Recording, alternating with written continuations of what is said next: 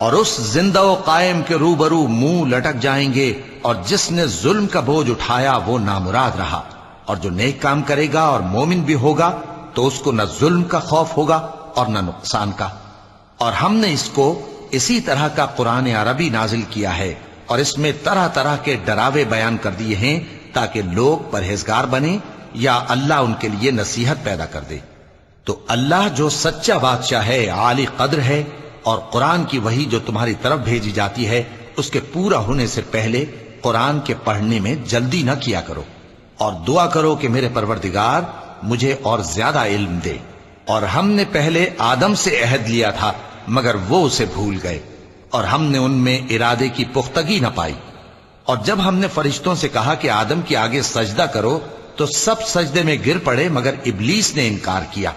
اس پر ہم نے فرمایا کہ آدم، یہ تمہارا اور تمہاری بیوی کا دشمن ہے، تو یہ کہیں تم دونوں کو بہشت سے نہ نکلوا دے، پھر تم تکلیف میں پڑ جاؤ۔ یہاں تم کو یہ آسائش ہے کہ نہ بھوکے رہو نہ ننگے، اور یہ کہ نہ پیاسے رہو اور نہ دھوپ کھاؤ۔